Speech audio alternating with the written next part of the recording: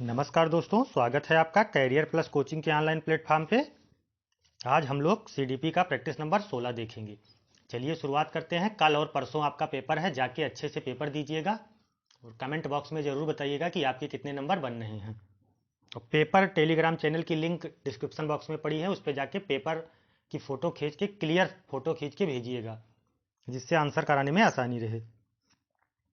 तो चलिए शुरुआत करते हैं, देखते हैं आज का पहला क्वेश्चन। वीडियो शुरू करने के पहले चैनल को सब्सक्राइब और वीडियो को लाइक अवश्य करें। तो चलिए बढ़ते हैं आज के पहले क्वेश्चन की तरफ। तेरा डॉट डॉट के फलस्वरूप बालकों में होने वाले विभिन्न प्रकार के परिवर्तनों को ना तो प्रत्यक्ष रूप से देखा जा सकता है और ना ही इनका मापन किया जा सकता है। विकल्प है बुद्धि, वृद्धि। वृद्धि तो देखी जा सकती है। विकास, व्यक्तित्व, समायोजन। व्यक्तित्व भी दिखाई पड़ता है, समायोजन भी दिखाई पड़ता है कि ये इस समाज में या इस माहौल में समायोजित हो रहा है, लेकिन विकास जो है ये प्रत्यक्ष रूप से नहीं देखा जा सकता। विकल्प बी सही हो जाएगा। बढ़ते हैं अगले क्वेश्चन की तरफ। यदि सीखने वाले में सीखने की डॉट डॉट का अभाव होगा तो सीखना कठिन हो जाएगा। अभिप्रेरणा, तत्परता, अभिवृत्ति, ये सभी। कौन सा विकल्प सही हो जाएगा भाई? अभिप्रेरणा होनी चाहिए, तत्परता भी होनी चाहिए, सीखने की तत्परता होनी चाहिए, अभिवृत्ति भी होनी चाहिए। तो विकल्प डी, इन सभी का अगर अभाव रहेगा, इनमें से कोई का भी, तो सीखना कठिन हो जाता है। विकल्प डी। बढ़ते हैं अगले क्वेश्चन की तरफ। शिक्षार्थियों के आकलन का प्रायोजन नहीं है। शिक्षार्थियों के व्यक्तित्व के सभी पक्षों को जांचना, शिक्षार्थियों की प्रगति को अभिलेखित करना, स्व आकलन के माध्यम से शिक्षार्थियों को अधिगम प्रक्रिया में शामिल करना, शिक्षक तथा शिक्षार्थी के मध्य सहयोगात्मक कार्यकलाप या क्रियाकलाप का प्रयास को धीमा करना। तो कौन सा प्रायोजन नहीं है? विकल्प कौन सा सही हो जाएगा? शिक्षक तथा शिक्षार्थियों के मध्य सहयोगात्मक क्रियाकलाप के प्रयास को धीमा करना। ये एक शिक्षक का काम नहीं होता है कि अगर कोई क्रियाकलाप चल रहा है तो उसको धीमा करे, उसको आप सुधार सकते हैं। धीमा करने का अधिकार आपको किसी ने नहीं दिया है। विकल्प डी। बढ़ते हैं अगले क्वेश्चन की तरफ। बुद्धि परीक्षण में बुद्धि परीक्षण है। बुद्धि परीक्षण वह बुद्धि परीक्षण है जिनमें अमूर्त चित्रों, निर्जीव पदार्थों, ज्यामितीय चित्रों आदि का प्रयोग होता है। शाब्दिक, व्यक्तिगत, अशाब्दिक, सामूहिक। तो ये तो बहुत इजी क्वेश्चन है, अशाब्दिक हो जाएगा, क्योंकि शाब्दिक में शब्दों का प्रयोग होगा, लेकिन चित्र और निर्जीव ये जो साक्षर नहीं हैं, उनका जो परीक्षण बुद्धि का किया जाता है उसको अशाब्दिक बुद्धि परीक्षण कहते हैं, जिनमें जानवरों के चित्र, कुछ चित्रों के माध्यम से उसका परीक्षण किया जाता है। विकल्प सी सही हो जाएगा, अशाब्दिक बुद्धि परीक्षण। बढ़ते हैं अगले क्वेश्चन की तरफ। डॉट डॉट से ग्रसित बालक गणित से संबंधित समस्याएं प्रदर्शित करता है। एक विकल्प, एक क्वेश्चन आपको जरूर मिलेगा 100%। ये जो कुछ विकार हैं, पठन विकार, गणितीय विकार, लेखन संबंधी विकार, इनको आप लोग जरूर ध्यान रखिएगा। एक प्रश्न आपको इससे मिलेगा। तो गणितीय संबंधी विकार के बारे में पूछ रहा है, तो कौन सा विकल्प सही हो जाएगा? डिस्कैलकुलिया। ठीक है, डिस्कैलकुलिया जो है ये गणित संबंधी विकार के अंतर्गत आता है। बढ़ते हैं अगले क्वेश्चन की तरफ। समावेशी शिक्षा का मुख्य उद्देश्य है समावेशन, विशेष शिक्षा, सामान्य व्यवस्था, वितरित व्यवस्था। तो समावेशी शिक्षा में क्या होता है? समावेशन होता है। हर वर्ग के बच्चे का, हर प्रकार के बच्चे का समावेशन होता है। विकल्प कौन सा सही हो जाएगा? सी, ए विकल्प, समावेशन। बढ़ते हैं अगले क्वेश्चन की तरफ। किसी कक्षा कक्ष में सीखने को प्रभावित करने वाला महत्वपूर्ण घटक है। कक्षा कक्ष का आर्थिक वातावरण, कक्षा कक्ष का प्रशासनिक वातावरण, कक्षा कक्ष का मनोवैज्ञानिक वातावरण, कक्षा कक्ष का सामाजिक वातावरण। तो सीखने को प्रभावित करने वाला महत्वपूर्ण घटक कौन सा है? कक्षा कक्ष के सामाजिक वातावरण। विकल्प डी सही हो जाएगा। ठीक है, बढ़ते हैं अगले क्वेश्चन की तरफ।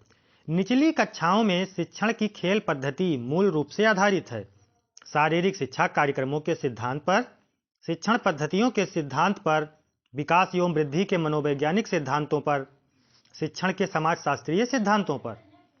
तो खेल पद्धति मूल रूप से किस पे आधारित मानी जाती है? ये विकास एवं वृद्धि के मनोवैज्ञानिक सिद्धांत पर। ठीक है, विकल्प सी सही हो जाएगा।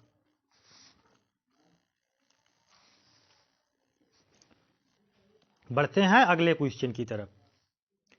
सीखने में प्रेरणा का स्थान अत्यंत महत्वपूर्ण है क्योंकि इससे बालकों में व्यक्तिगत विभिन्नताओं में कमी होती है, शारीरिक विकास होता है, अनुशासन की भावना का विकास होता है, सामाजिक गुण सीमित रहते हैं। तो सीखने में प्रेरणा के बारे में पूछ रहा है, तो सीखने में प्रेरणा से संबंधित क्या हो जाएगा? अनुशासन की भावना का विकास होता है। ठीक है, बच्चे अनुशासित रहेंगे जब स्वतः प्रेरणा होगी। ठीक है, बढ़ते हैं अगले क्वेश्चन की तरफ। संवेगों का शिक्षा में महत्व नहीं है। ऐसा तो नहीं है, संवेगों का शिक्षा में महत्व तो है ही, क्योंकि मैकडूगल जी ने 14 संवेग बताए हैं।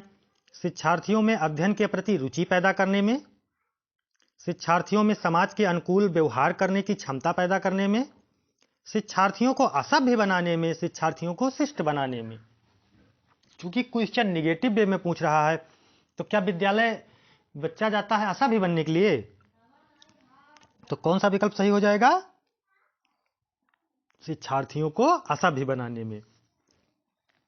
असभ्य बनाने में किसी संवेग की कोई जरूरत नहीं पड़ेगी। विकल्प कौन सा सही हो जाएगा? D number. निगेटिव क्वेश्चन था तो निगेटिव विकल्प की तरफ आप लोग जाएंगे। बढ़ते हैं अगले क्वेश्चन की तरफ। सामाजिकरण की प्रक्रिया में किसी बच्चे के सामाजिक मूल्यों और सामाजिक प्रतिमानों को सीखने की संभावना निर्भर करती है बच्चे की शारीरिक वृद्धि पर, बच्चे के साथी समूह पर, बच्चे के घर के पास स्थित मंदिर पर, स्कूल की इमारत पर। तो सामाजिकरण की प्रक्रिया में किसी बच्चे के सामाजिक मूल्यों और सामाजिक प्रतिमानों को सीखने की संभावना के बारे में पूछ रहा है। तो क्या हो जाएगा? इमारत पर थोड़ी निर्भर करेगा, मंदिर पे थोड़ी निर्भर करेगा। शारीरिक वृद्धि हाँ मान सकते हैं, लेकिन उससे अच्छा विकल्प क्या दिया हुआ है भाई? उससे अच्छा विकल्प आपको मिल रहा है बच्चों के साथी समूह पर। सहयोगात्मक भाव होगा तो सामाजिकरण होगा। अगर ये विकल्प न दिया होता तब आप शारीरिक वृद्धि, फिलहाल ऐसा होता नहीं है, ये आपको मिलेगा। बढ़ते हैं अगले क्वेश्चन की तरफ। आपकी कक्षा का एक शिक्षार्थी पढ़ने में बहुत तेज है। वह 7वीं कक्षा में होते हुए भी 10वीं कक्षा के विषयों को आसानी से समझ लेता है। इसकी इस वैयक्तिक विभिन्नता का कारण है उसका शारीरिक विकास, उसकी विशिष्ट योग्यता, उसका संवेग, उसका जाति। जात पात का बंधन नहीं होता है योग्यता में, ये तो बिल्कुल गलत हो जाएगा।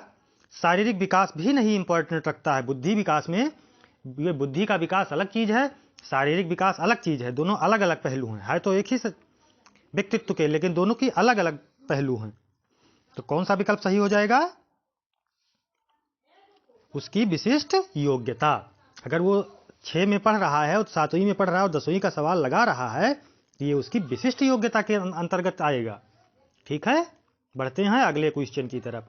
जब एक किशोर से किसी वस्तु, समस्या या परिस्थिति के लिए निजी स्तर पर निर्णय लेने की क्षमता का विकास परिपक्व होने लगता है तो इस विकास को कहते हैं परिपक्वता, संज्ञानात्मक विकास, आध्यात्मिक विकास। इनमें से कोई नहीं। तो क्या कहते हैं इसको? जब वो किशोर में किसी वस्तु या समस्या के प्रति, मतलब समस्या समाधान की तरफ बढ़ रहा है, अपना स्वयं निर्णय ले रहा है, तो इसको क्या कहेंगे? संज्ञानात्मक विकास कहेंगे। संज्ञानात्मक विकास के जनक कौन है? जीन पियाजे जी हैं।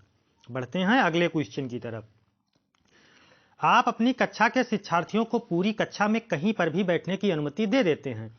उनमें से कुछ छात्र समूह बनाकर पढ़ते हैं तथा कुछ छात्र चुपचाप बैठकर अपने आप पढ़ते हैं। परंतु आपकी कक्षा के कुछ शिक्षार्थियों के अभिभावकों को यह सब पसंद नहीं आता है। इस स्थिति में क्या तरीका बेहतर होगा? मतलब कुछ छात्र अलग एकांत में बैठ के पढ़ते हैं और कुछ छात्र साथी समूह में बैठ के पढ़ते हैं। अब अभिभावक आपसे आके शिकायत कर रहे हैं, तो आप ऐसा क्या अपनाएंगे जिससे अभिभावक भी संतुष्ट हो जाए और अधिगम भी अच्छा हो? अभिभावकों को प्रधानाचार्य से शिक्षक की शिकायत करनी चाहिए। अभिभावकों को शिक्षक पर विश्वास व्यक्त कर समस्या की चर्चा करनी चाहिए। अभिभावक को उस विद्यालय से अपने बच्चे को निकाल लेना चाहिए। अभिभावक को स्वयं कक्षा में जाकर पढ़ाना चाहिए। इन विकल्पों में से सबसे उचित विकल्प आपको कौन सा लग रहा है? अभिभावक को शिक्षक पर विश्वास व्यक्त कर समस्या पर चर्चा करनी चाहिए, विकल्प बी। ठीक है भाई, अगर सामंजस्य अभिभावक नहीं समझ पा रहा है कि विद्यालय में अध्यापक क्या कर रहा है, तो उसके साथ चर्चा करें। और उसमें अगर मान लीजिए हम ये नहीं करें कि कुछ कमी होगी, तो चर्चा से पता चलेगा इसलिए सबसे उचित विकल्प बी है। बढ़ते हैं अगले क्वेश्चन की तरफ। जब किसी क्रिया को बार बार दोहराया जाता है तो अस्वाभाविक उद्दीपक भी वह प्रतिक्रिया देने लगता है जो स्वाभाविक उद्दीपक देता है। यह अधिगम का निम्नलिखित में से कौन सा सिद्धांत है? अंतर्दृष्टि, शास्त्रीय अनुबंधन, अनुकरण, अनुभवजन्य अधिगम सिद्धांत। क्या कह रहा है? बार बार दोहराना। तो किस सिद्धांत के अंतर्गत जाएगा? बार बार दोहराना। किस मनोवैज्ञानिक ने इस पर बल दिया है? ये शास्त्रीय अनुबंधन। पावला जी ने, देखिए, कुत्ते को पहले खाना दिया जाता था, फिर अगर तब वो घंटी बजा पर खाना देने पर लार टपकाता था, लेकिन कुछ दिन बाद ऐसा हुआ कि घंटी बजने पर ही कुत्ता लार टपकाने लगा। तो ये क्या है? बार बार शास्त्रीय अनुबंधन सिद्धांत, बार बार दोहराया जाना। विकल्प बी। बढ़ते हैं अगले क्वेश्चन की तरफ। बालक की रुचि विद्यालय में बढ़ाने के लिए क्या किया जाना चाहिए? विद्यालय का वातावरण बालक के अनुकूल किया जाना चाहिए, बालक को विद्यालय में रोक कर रखा जाना चाहिए, बालक के माता पिता को विद्यालय आने से रोका जाना चाहिए, बालक की सभी शैक्षिक गतिविधियां माता पिता द्वारा संपन्न की जानी चाहिए। तो आप क्या करेंगे? विद्यालय के वातावरण को बच्चे के अनुकूल करेंगे, जिससे बच्चा स्वयं विद्यालय में रुकना चाहेगा। जब वो कठिनाई नहीं अनुभव करेगा तो विद्यालय में आएगा, और आएगा तो सीखेगा। बढ़ते हैं अगले क्वेश्चन की तरफ। आप अपनी कक्षा में अधिगम की गति तेज कर सकते हैं यदि वास्तविक दुनिया से उदाहरणों को कक्षा में लाया जाए, जिसमें शिक्षार्थी एक दूसरे से अंतःक्रिया करें और शिक्षक उस प्रक्रिया को सुगम बनाए। ठीक है? वास्तविक दुनिया के उदाहरणों को कक्षा में लाया जाए जिसमें शिक्षार्थी एक दूसरे से अंतःक्रिया करें और शिक्षक उस प्रक्रिया को सुगम बनाए। कक्षा में अधिक से अधिक शिक्षण सामग्री का प्रयोग किया जाए। शिक्षक विभिन्न प्रकार के व्याख्यान और स्पष्टीकरण का प्रयोग करें। कक्षा में आवधिक परीक्षाओं पर ध्यान दिया जाए। तो कौन सा विकल्प सही हो जाएगा? भाई सबसे अच्छा तो यही होगा कि अंतःक्रिया करें बच्चे स्वयं में, और उदाहरण भी लाने की बात कर रहा है, और विद्यालय अध्यापक उसको सुगम बनाने की बात कर रहा है। तो सबसे अच्छा विकल्प कौन सा हो जाएगा? 1 नंबर। बढ़ते हैं अगले क्वेश्चन की तरफ। ठीक है? कह रहा सतत एवं व्यापक मूल्यांकन के बारे में निम्नलिखित में से कौन सा कथन सत्य है? ठीक है? सतत और व्यापक मूल्यांकन के सतत पहलू के अंतर्गत मूल्यांकन के सतत और आवधिक मूल्यों पहलू को ध्यान रखा जाना चाहिए। व्यापक संगठक में विद्यार्थियों के विकास के शैक्षिक और इसके अलावा सह शैक्षिक पहलुओं का निर्धारण शामिल है। इसमें शिक्षार्थी के उपलब्धियों का मूल्यांकन अंकों के रूप में होता है। तो व्यापक मूल्यांकन के बारे में पूछ रहा है तो सी विकल्प सही हो जाएगा। चौथा विकल्प कह रहा है इसमें मूल्यांकन की बहुविधि तकनीकों का उपयोग अनौपचारिक रूप से नहीं करना चाहिए। तो सबसे अच्छा विकल्प कौन सा है? सी। इसमें शिक्षार्थियों की उपलब्धियों का मूल्यांकन अंकों के रूप में होता है, सतत एवं व्यापक मूल्यांकन के तहत। बढ़ते हैं अगले क्वेश्चन की तरफ। जब आप एक शिक्षक के रूप में नियुक्त होकर किसी विद्यालय में जाते हैं, आप शिक्षार्थियों की क्षमता को समझने के लिए निम्नलिखित में से किस क्षेत्र का चुनाव करेंगे? सामाजिक दर्शन, मीडिया मनोविज्ञान, शिक्षा समाजशास्त्र या शिक्षा मनोविज्ञान। तो आप किसका चयन करेंगे? शिक्षा मनोविज्ञान का। विकल्प डी। बढ़ते हैं अगले क्वेश्चन की तरफ। शिक्षार्थियों के मूल्यांकन के लिए सामान्यतः निबंधात्मक प्रश्न किया जाता है। निबंधात्मक प्रश्नों को किया जाता है। इस प्रकार के प्रश्नों की सबसे बड़ी खामी क्या है? इन प्रश्नों में वस्तुनिष्ठता और विश्वसनीयता की कमी होती है। ये प्रश्न विद्यार्थी के लेखन कौशल के जांच के लिए सही नहीं होते हैं। इन प्रश्नों की सहायता से किसी प्रकार का मूल्यांकन संभव नहीं है। इन प्रश्नों से कल्पनाशीलता का विकास होता है। तो सबसे बड़ी कमी के बारे में पूछ रहा है। तो कमी क्या हो जाएगा? इन प्रश्नों की सहायता से किसी प्रकार का मूल्यांकन संभव नहीं है। यही विकल्प गलत हो जाएगा, क्योंकि मूल्यांकन तो होगा। ये वस्तुनिष्ठता और विश्वसनीयता की जरूर कमी रहेगी, लेकिन ऐसा नहीं है कि मूल्यांकन ही नहीं होगा। किसी और पहलू का मूल्यांकन होगा, उसके लेखन कौशल का, उसके तर्क कौशल का मूल्यांकन होगा। तो ये कह रहा मूल्यांकन ही संभव नहीं, तो विकल्प यही गलत हो जाएगा। बढ़ते हैं अगले क्वेश्चन की तरफ। आपकी कक्षा का एक बच्चा किसी समस्या को समझने का प्रयास कर रहा है, आप उस बच्चे के विषय में क्या कहेंगे? बच्चा सामान्य सोच वाला है, बच्चे की बुद्धिलब्धि 70 से कम है, बच्चे में वैज्ञानिक सोच का विकास हो रहा है, बच्चे का मन पढ़ाई में न लगकर इधर उधर की बातों में लगा रहता है, असत्य है। तो विकल्प कौन सा सही हो जाएगा? समस्या को समझने का प्रयास कर रहा है तो बच्चों के विषय में बच्चे में वैज्ञानिक सोच का विकास हो रहा है, क्योंकि वो समस्या को किसी और तरीके से ढूंढने का प्रयास कर रहा है। तो विकल्प सी सही हो जाएगा। बढ़ते हैं अगले क्वेश्चन की तरफ। मानसिक रूप से पिछड़े बालक की समस्या नहीं है असफलता का भय ना होना, धीमी गति से सीखना, आत्मविश्वास में कमी, संपित संप्रेषण, सीमित संप्रेषण। तो कौन सा विकल्प सही हो जाएगा? पिछड़े बालक की समस्या पूछ रहा है, तो पिछड़े बालक में असफलता का भय नहीं होता है, तो असफलता का भय ना होना, विकल्प एक सही हो जाएगा। बढ़ते हैं अगले क्वेश्चन की तरफ।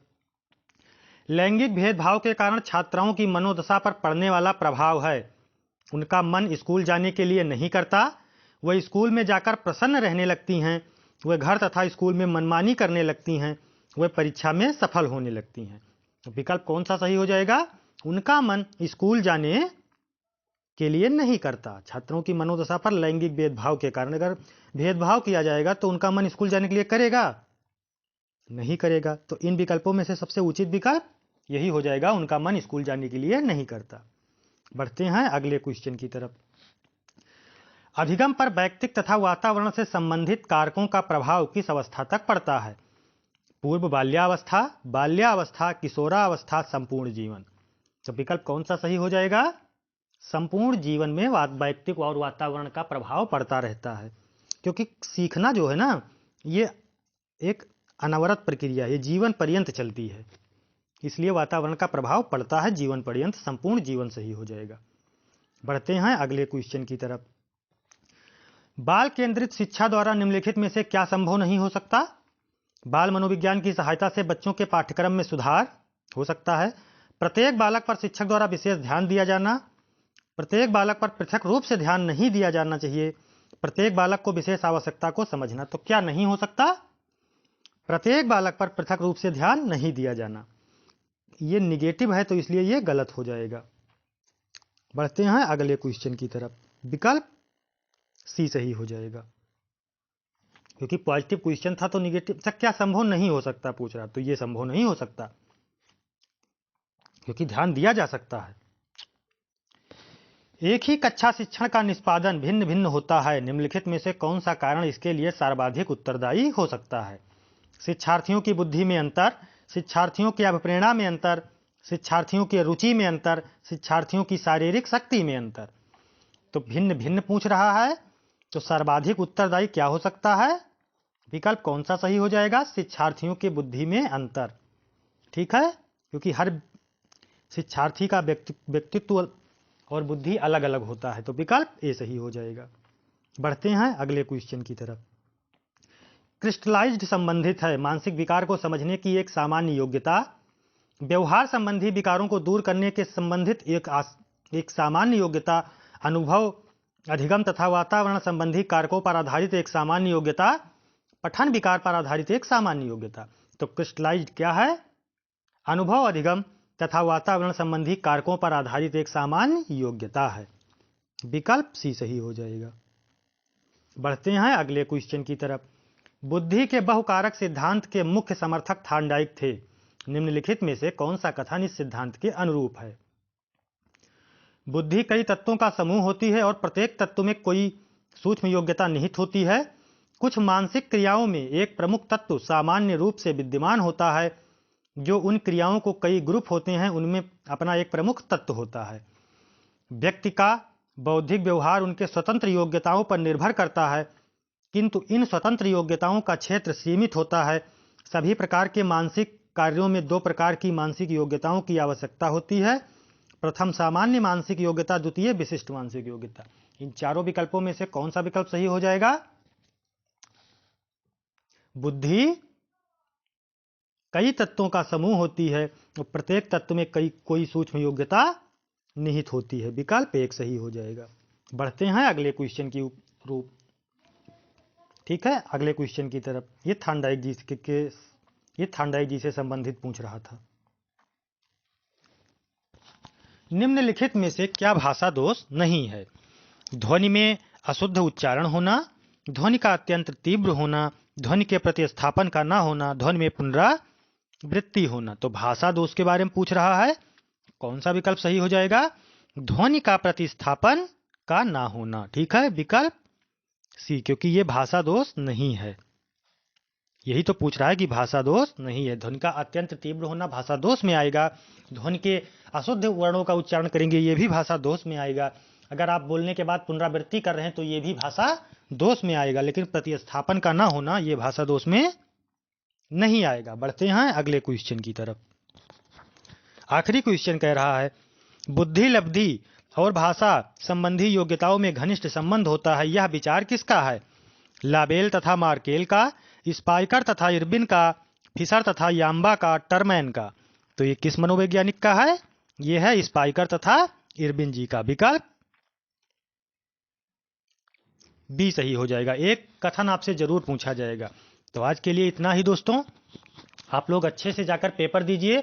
सबसे पहले आप लोग 2 एडमिट कार्ड लेके जाइएगा और एडमिट कार्ड पे जो निर्देश लिखे हैं उसको ध्यानपूर्वक जरूर पढ़िएगा कि क्या क्या निर्देश लिखा हुआ है।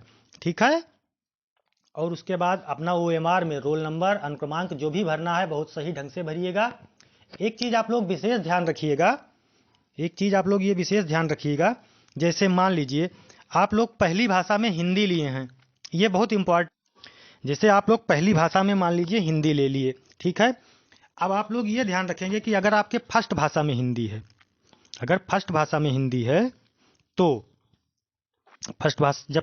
हिंदी होगी तो 91 से आपको 90 तक तो आप चाहे जो करें, 90 तक नहीं दिक्कत है, लेकिन 91 से 120 अगर आपकी फर्स्ट भाषा में हिंदी है तब आप 91 से 120 वाला करेंगे।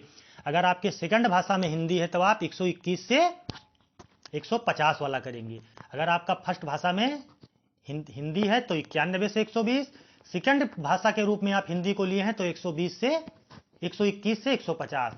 अगर आप सेकंड भाषा में संस्कृत लिए हैं तब 121 से 150 संस्कृत करेंगे, और फर्स्ट भाषा में हिंदी लिए हैं तो 91 से 120 हिंदी करेंगे। ये चीज़ आप लोग ध्यान रखिएगा, नहीं गलती हो जाएगी तो आपका पूरा सारी मेहनत बेकार हो जाएगी। ठीक है, क्योंकि सीटेट में भाषा का चयन जो है ये आपको बहुत उचित रूप से करना है, क्योंकि 2 जगह आपको हिंदी मिलेगी, 2 जगह संस्कृत मिलेगी, 2 जगह उर्दू मिलेगा, 2 जगह इंग्लिश मिलेगा। इस चीज़ को विशेष ध्यान रखिएगा। बेस्ट ऑफ लक, आप लोग अच्छा करें। धन्यवाद।